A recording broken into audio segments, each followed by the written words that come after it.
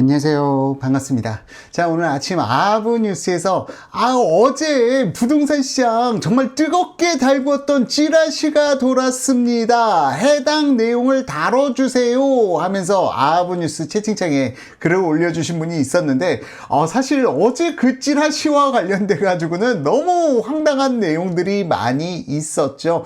그래서 지금 상당히 이게 커뮤니티에서는 좀 이슈화가 될 수 있겠다. 그리고 이걸 실제로 믿고 이걸 분석하신 분들도 계시더라고. 그런데 결정적으로 말씀드리자면 어제 돌았던 찌라시는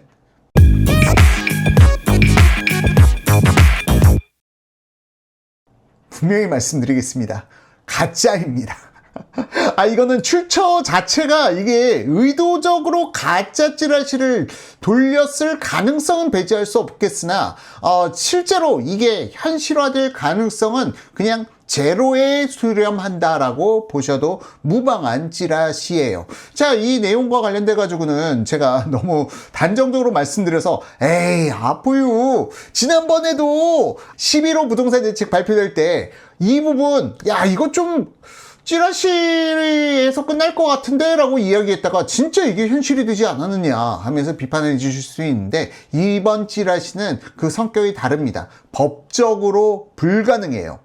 자, 지금 이 찌라시 내용 한번 보면서 말씀을 드리자면요, 사실상 이 찌라시 돌고 있는 내용 그냥 제가 PPT에 그대로 옮겼습니다. 그런데 여기서 가장 중요한 부분, 다들 좀 그럴듯하게 이재명 대통령이 최근 발언했던 취지와 부합되는 부분들이 있습니다. 좀 어이없는 부분들도 있는데, 지금 특히 어이없는 부분이 이 부분이죠.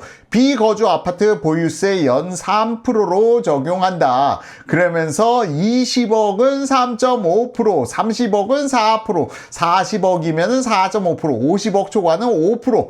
야, 이재명 정말 이거 할 수 있을까?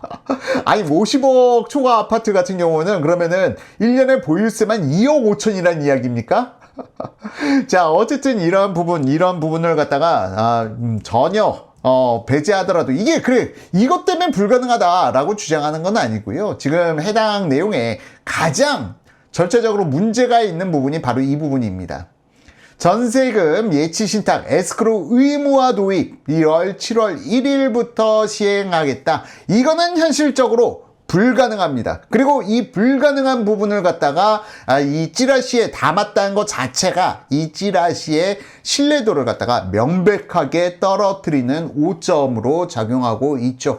자, 이 부분이 왜 아포이님 이거 에스크로 의무화 도입 이거 여러 부동산 전문가들이 언급했던 내용이에요 하고 이야기를 했는데, 여러 부동산 전문가들이 그만큼 이걸 다뤄가지고 이걸 신빙성 있게 다뤘다라고 한다면 해당 부동산 전문가의 신뢰성이 떨어지는 부분입니다.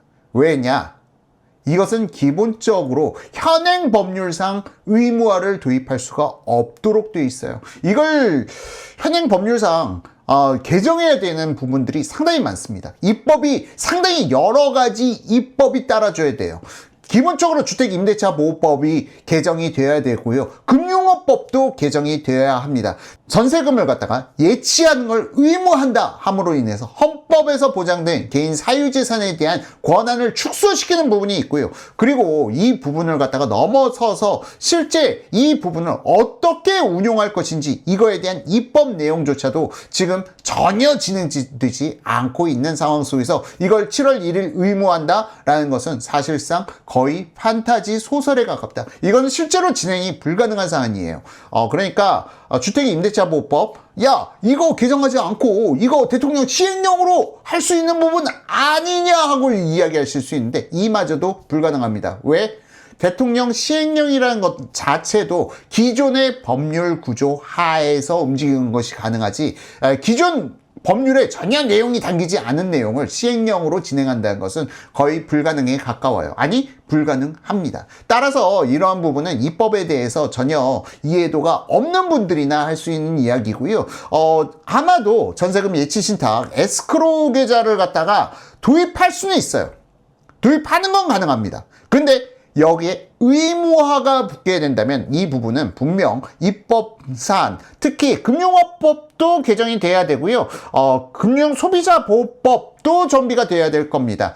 따라서 이거는 지금 현재 즉각적으로 가능성이 불가능에 가까운 부분을 갖다가 지금 이 찌라시에 포함시킴으로 인해서 이 찌라시의 나머지 내용은 거의 볼 의미가 없어졌다. 그러면서 뭐 이 찌라시 내용에 포함된 것들이 토어제 지역 확대하면서 안양, 만안, 구리, 군포, 부천, 동탄이 포함되는데 이거 희망사가 아니니?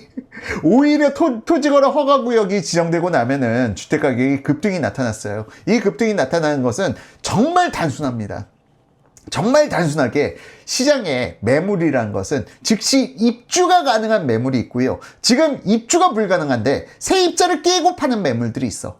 근데 항상 시장에서 즉시 입주 가능한 매물들은 프리미엄이 붙고요. 시장에서 지금 입주가 어려워. 임차인 기간이 1년 정도 남아있어. 얘네들은 항상 페널티가 붙습니다. 시중 가격 대비해서 5%, 적게는 5%, 많게는 10%까지 페널티가 붙어요. 그래서 이런 물량들이 사실상 시장을 갖다가 가격을 떨어뜨려주는 효과를 가져왔습니다. 그러니까 갭 투자가 나쁘다라는 기존의 시장의 관념과는 반대로 오히려 갭 투자 가능한 물건들이 시중에서 저렴하게 매수할 수 있는 주택들이었다라고 봐야 되는 것인데, 이 시장에서 저렴하게 매수할 가능한 주택들을 정부에서 11호 대책, 토지거래 허가구역으로 묶어버리면서 전면 날려버렸어요. 그러면서 저가에 매도 가능한 물량들이 시장에서 급하게 사라져버린다 보니까, 즉시 입주 가능한 물량만 거래가 가능하다 보니까 지금 시장에서 폭등이 나온 것입니다. 그리고 시장의 매물이 그만큼 줄어들었는데 사람들이 폭등이 나온다라고 몰려들다 보니까 오히려 가격이 더 폭등세가 나온 거예요. 그런 의미에서 봤을 때 지금 토지거래 허가구역을 안양, 만안, 구리, 군포, 부천, 동탄 늘린다는 것은 오히려 토지거래 허가구역의 맹점, 오히려 주택가격을 폭등시켰다라는 것을 정부가 증명하는 꼴밖에 되지 않는다. 그렇기 때문에 지금 이 찌라시는 현실적으로 저는 가능성이 매우 낮다라고 보고요. 뭐 주담대 한도 축소와 관련돼 가지고도 이거 시행하고 나면은 상당히 논란의 여지가 있겠죠. 그리고 뭐 전세대출 규제, 1주택자 전세대출 전면 차단.